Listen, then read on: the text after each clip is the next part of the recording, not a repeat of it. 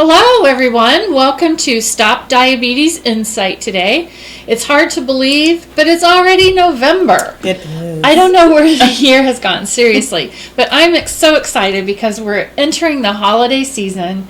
It's so much fun, and I'll confess, yes, I have Christmas music playing on my XM radio in the car right now, the Holly station. But I don't like to forget Thanksgiving because I just love everything that surrounds Thanksgiving. So I'm not decorating until after Thanksgiving, but I am listening to the music, and I may have watched a Hallmark movie or two that's all about Christmas. Or 3. Yeah. So, you know what? It's the fun holiday season, right? So we're going to enjoy. And today's episode is all about enjoying the foods of the holiday season. Yes. But doing it in a healthier way. We don't want to mean healthy that it's not fun or delicious, because my goodness it is, and you'll be able to see all of the delicious things that Annana Busenburg, our dietitian that's helped us out on so many episodes, that she'll be sharing with us a little bit later. And I want to show you the current issue of Diabetes Forecast magazine. Look at all the beautiful food that's on the cover of this magazine. It's gorgeous. And yes, it is. Mm-hmm. And if you don't subscribe to Diabetes Forecast magazine and you have diabetes, or you have a loved one with diabetes, I highly recommend that you subscribe to it. It's not very expensive, and it's just so worth it for all the delicious recipes and other tips for diabetes in there. So we're going to start out by talking about ways to enjoy the holiday season without overindulging, and just some little tips maybe you haven't thought about. So let's get started. The first one is, do you taste test while you bake? Or cook. I don't think I know any cooks who don't do that, right? So, absolutely, I know that I do, but you got to remember those little extra bites can add up. Very true. So you need to be careful. So one thing that you could do while you're cooking and baking is chew some sugarless gum, because then it gives you that sensation that you're already chewing, you're already eating. And you don't want to just spit your gum right out, because you just put it in your mouth, right? So you'll be less likely to take so many bites while you're cooking. The other thing is, brush your teeth before you start, because you've got that fresh feeling in your mouth, and you don't want to mess that up either. So, there's some tips to kind of help you out without so much taste testing while you're cooking and baking. And then there's also, and I'm going to say that I am one of these, be a food snob. Which of the traditional foods do you really crave? Enjoy those very special foods as a scrumptious delicacy, and then, skip the others. Exactly. It's okay, right? So Lori Petrie, a clinical dietitian at St. Vincent's Women's Hospital, adds, if you don't love mashed potatoes, but you have a soft spot for stuffing, just skip the potatoes. Exactly. That way you can savor your favorite treats without, damaging your health and feeling guilty. I hate that, feeling guilty feeling. So, and then Anna, you have also suggested that pie lovers limit their slice to, 1/8 of the pie, or if you're wanting 2 flavors, slim down the sizes of each to just equal 1/8 of the pie. Exactly. So just Right. less is more sometimes, right? Exactly. Yeah. And then, navigating that buffet table. So here's what I say. You see the buffet table, it's all beautiful. Circle around it. Take your time. Walk around. Enjoy the decorations that are on the table. And then, really hone in. It's like, okay, I could really kind of do without that. But boy, that really looks good. So that's what I want. And then, depending on the size of the plate, either, pick a small plate if it's available, or if the plates seem kind of large, just take a napkin and just put whatever you're going to eat on the napkin, because then you're going to eat less.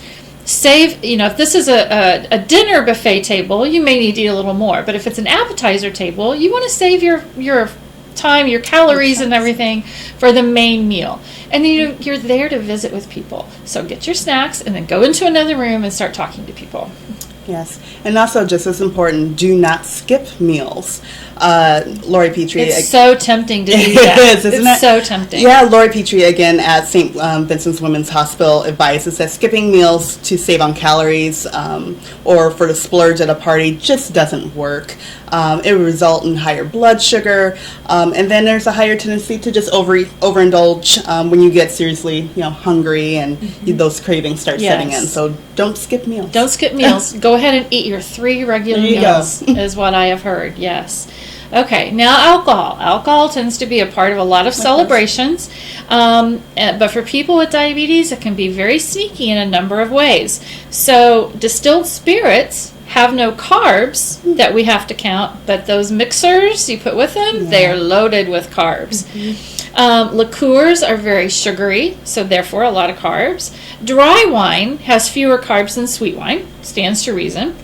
Beer carbs kind of vary depending on the type of beer, and ale has more carbs and calories than regular beer. And then for people with diabetes, alcohol, depending on what type you're drinking, it could either really raise your blood sugar a lot, or it could actually have the opposite effect and cause extremely low blood glucose. So people with diabetes, you really need to be careful when you're consuming alcohol, and make sure you test your blood sugar while you're drinking so that you know where you stand. Absolutely. So, it's a wonderful season. Remember, it's family and friends before food. Always.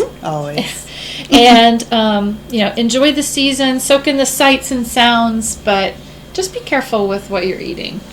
You can still have that favorite cookie. Very true. Very true. Yeah. Okay, so let's move on here. So our special guest again today, she should be a familiar face to many of you, Annana Busenburg with St. Vincent Women's Hospital. Look at these treats that she has brought to share with us, and she's going to give us some tips on cooking healthier for our holiday season. So Anna, we'll turn it over to you. Wonderful. Well, as we've been talking about this morning, we all celebrate in terms of having a festive food spread at our get-togethers. And so today, a couple of my main focus were to look at what your plate looks like when you are filling it up at the dinner table, specifically for Thanksgiving and also Christmas. We love to eat at both of those upcoming holidays. But then also looking at recipes that you might be preparing, some traditional favorites, and making some healthy swaps for those recipes too. So we're going to kind of start with your plate and what we want that to look like. We've got a picture of it on there for everyone to see. So a couple points to remember when you're picking up your plate. Make sure that half of that plate is filled with fruits and vegetables. So that is just a good goal for everyone across the board, and especially if you're watching calories and watching your blood sugar. We want to make sure that those vegetables aren't completely coated in any type of added fat or carbohydrates. So if possible, having those be more plain vegetables still with seasoning. So we'll talk a little more about that.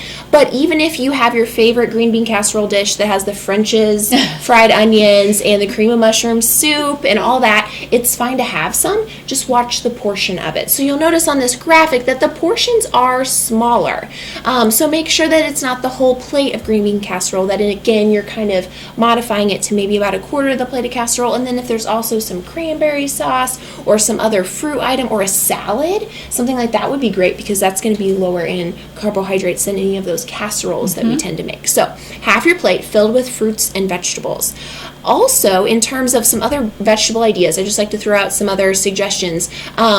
Grilled Brussels sprouts, green beans, things like that are all wonderful options too. Then we all love our starches at the holidays. The mashed potatoes, the sweet potatoes, the noodles, the roll. It's just starch overload. And that can be really overwhelming, especially for a diabetic, because you want to have all of it, but then you have to kind of rein that in, because you don't want to end up really needing a lot more insulin or having your blood sugar spike after you eat your meal. So making sure that you're limiting that starch portion of your plate to a quarter of your plate. And I know that doesn't sound like a lot, but like you mentioned earlier, if there's something you really don't enjoy, let's say you really don't love the roll, I mean, it's there, but it's not your favorite part of the meal. You really want the sweet potatoes, and you really love some of those noodles. Then take smaller portions of those items, really enjoy those, and limit or just don't even have the roll, kind of like you suggested earlier. That's a great tip and can be very helpful for a lot of people. So as you notice on this plate, I think there are some mashed sweet potatoes as well as a roll that this person had. So it is taking up a little more than a quarter of the plate, but again, it is Thanksgiving. You can have a little. Also, a quarter of the plate filled with your lean meat options. So this can be turkey, ham, any of those are great. If you're watching calories, watch the skin that's on that meat or the dark meat, because those are going to have more added calories. And then, of course, we like to top them with gravy. So if you are adding that, just again, kind of be aware that that's going to be a calorie source as well. So we've talked about the plate and kind of what that looks like, and we're also going to just mention, you mentioned about eating maybe gum while you're cooking. Also, before you head to that event, don't go hungry. So you talked about don't skip a meal, maybe have a snack before you go. So take that moment, have a healthy snack, have an apple, have some peanut butter, have something so that when you get to that meal, you're not ravenously hungry and you want to eat the entire spread right then and there. And like you mentioned about the appetizers, it's just an appetizer. Start small, have a couple maybe of your favorites, like you said, make your rounds at the table, kind of assess the situation, and then make a healthy choice, kind of just looking at everything before you decide what you want to have. And you talked about alcohol, and a lot of people also forget about just sweetened beverages in general. So a lot of times we're sitting down to this delicious meal, and maybe they've made some healthy choices when it comes to their plate, but then their drink is sweet tea or something like that, and so it's a lot of added calories and carbohydrates that maybe they weren't thinking about. So watch your beverages and what you're drinking. If you are consuming alcohol, I mean, make sure you work in some water with that too. So alternate. I like to recommend that alternate. So if you have a glass of wine, have a glass of water to kind of help balance that out as well. So all of your favorites can be accommodated when it comes to the holidays. I hate being the person that's like, no, you can't eat that. But it's all food police. Yes, right? It's all in moderation. So it's kind of being smart, deciding what choices you want to make, so then you feel good about those decisions in the end, and there's no regrets or shameful feelings that are associated with it either, because we want to avoid that. So I have some tips here on the screen too. We've kind of mentioned some of these to some degree already, but in terms of tweaking your sweets, I like to throw out this suggestion when it comes to dessert. Pie is wonderful. I love pie. It's one of my favorite foods, but also maybe offering something else like a fresh fruit salad or something like that in conjunction with the dessert table can provide a healthier option for everyone, and everyone's going to benefit from that. So maybe throw in a fruit salad to the mix in addition to your pies and other sweet treats. Also, watching out, we've talked about drinks already, so your alcoholic drinks, your sweet beverages, so just kind of keep all that in mind as you celebrate with your friends and family. Also, when it comes to baking those tasty desserts, I always like to try to work in some different recipe substitutes in terms of substitute oil for applesauce, or find some ways to kind of alter the recipe a little. So we're going to talk about that here in a minute too. Also, when it comes to spicing up your food, consider adding some other spices, and I'll talk about what I've added to the carrots outside of just salt and pepper. Add some other things to it to make it taste good. And then also remembering, fill that plate with your fruits and veggies, as we've already talked about. When you're making like mashed sweet potatoes or something like that, make sure that you maybe consider some other fat sources outside of just your heavy cream and your butter. Maybe try some skim milk, or maybe cut your recipe of whole milk with some skim milk and make it more like a half and half. So all of those ways that you can kind of modify recipes and those can make are them healthier. and those are simple, and you don't taste the difference, right? Exactly. So if you're preparing something, I encourage you to try to make that item a little healthier. Again, when you're going to grandma's house or someone's house and they've prepared the meal for you, then really what's in your control is to watch what goes on your plate and how much. But when you're preparing the food, there's a lot of flexibility there.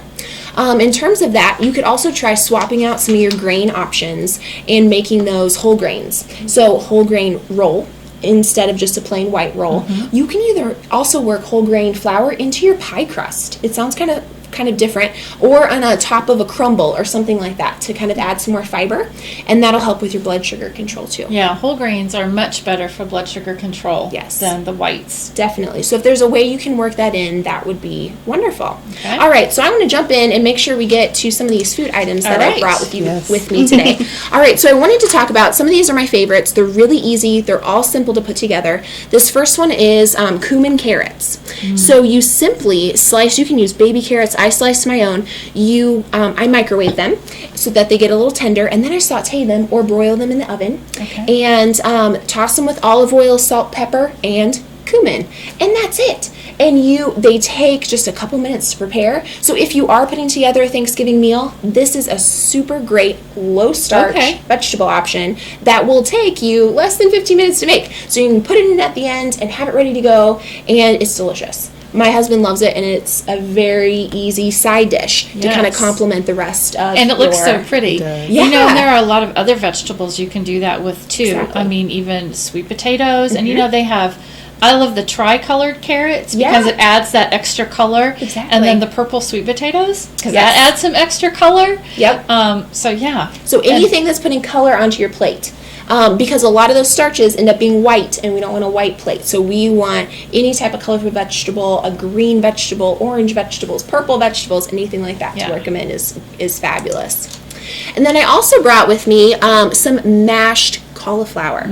So this is a substitute for mashed potatoes, and it's, again, very easy and quick to make. You basically take the cauliflower, steam it, get it soft, put it in a food processor, and then add in some milk, some oil, some salt, some butter, just to give it some flavor. You puree all of it, and then normally if the cauliflower is steamed, it's already hot, and then it's ready to go. So, and you can top it with chives or some other butter, but you can tell the consistency is exactly like sweet potatoes. Like, you really wouldn't know. Right. The flavor will be a little different, but what I love about this is it's lower carbs. So you, as a diabetic, can have some of this and not have to stress quite as much about your blood sugar later. So you could even have your mashed cauliflower alongside your sweet potatoes, and then not have to stress quite so much about the other potato option. So looking at your recipe here, you say 8 cups of cauliflower. So is that what's in here? Yes. Or, So this is 1 full head of cauliflower. Okay. So I got the whole head of cauliflower. I pureed the whole thing, chopped it all up, and whoop, like within 15 minutes, it's good to go. So again, quick, easy, a great thing to do at the very end of your Thanksgiving feast to kind of have it to put on the table. Can it be prepared ahead of time? It Would can. it stay overnight? Yeah. Okay. So I actually prepared this yesterday, and I had it in the fridge, and it sits great. You can warm it back up. You can either do that on the stove or in the microwave, which is easier than mashed potatoes. I don't think they warm up very well. Yeah. And so, that's a bonus too. It's a make ahead. Exactly. Which is helpful. And you can have it, and you don't have to take up oven space or stove space. Right. And this next item that I have is I wanted to make sure we talked about sweet potatoes because that is one of everyone's favorites. And so this sweet potato dish is delicious because instead of just being sweet potatoes, you can't even tell, but there is applesauce in here. Oh, wow. There are some raisins as well. And I used Splenda in terms of a sweetener as well. So you could add in a little bit of that. So on top, the brown sugar is Splenda brown sugar instead of just regular brown sugar. There's also some nuts to add some protein. Again, it did not take very long. You can just either buy canned canned sweet potatoes, or you can get the fresh ones and mash them yourself. And then combine it, the sweetened applesauce adds some flavor, adds another fruit as well. And if you use the canned potatoes, should we rinse them first? Yes, I drain them. Yep, drain them, rinse them, kind of get whatever that extra fluid syrup off. That's in there out. And that will add a little bit of sweetness too. So some of it will still be on the sweet potato unless you rinse the whole potato. So if you rinse all of it, you'll get most of that off. But they are a delicious, easy way to still enjoy your sweet potato casserole without all the added calories. Right. And then the last dish that I brought as well is an apple cobbler. So this was really simple to prepare. So I left the skin on the apples because I'm a big fan of including that for additional fiber. And so I simply chopped up Granny Smith apples, and then I used, again, the Splenda brown sugar for the topping, and the Splenda white sugar a little bit on the inside to add some sweetness, as along with other seasonings. And this one has walnuts in it. And again, layered it, put it in the oven, and it baked for about 35 minutes. Okay. That's amazing. So they're very simple. Again, some healthy swaps and changes to these recipes so that you can still enjoy some traditional favorites, but just in a little healthier, more mindful way. Yummy. I don't know about you, Carol. I think I might be hungry now. I know, exactly. I'm definitely hungry. I'm ready to start preparing for Thanksgiving coming up here soon. All right. So thank you again, Anna. You always do a fabulous job for us, and you put all these delectable goodies out here in front of us. Yeah. No plates or forks, though. I'm not sure what's up with that, but so we hope. I have paper plates. Okay. Our producer Jim here, who with HCTV, Hamilton County Television, and all around great guy. Yes, indeed. He said he can provide us some plates and forks, So you can take we're some good to to go. Yeah. We have to give a big shout out to Jim for always hosting our show for us. It's fabulous. We want to hear from our listeners out there. Absolutely. We've said this before, but I'm serious. You've got our contact information. I think Jim will slide it up there for us. We want you to send an email. There's my name and email. Send me an email. Let me know what you've heard on the show. Let me know what you'd like to see on the show. If you have any questions about things we've had on our past shows or ideas for future shows, please let us know that. Yeah, we'd love to hear from you. Yeah, and then, we've got up here on the screen how you can find us. Our address and phone number are there, and you can find us on Facebook, Twitter, Instagram. So go in, like our pages, follow us, and you'll catch a lot of news throughout the year that could really be beneficial to you. Absolutely. And as always, guys, we like to thank you, and thank you again, Anna, for coming here and tempting us with these beautiful food. And thank you all for watching. Until next time, happy Thanksgiving. Happy Thanksgiving. And we'll see you in December. Yeah, December. Go vote. Yes, go vote.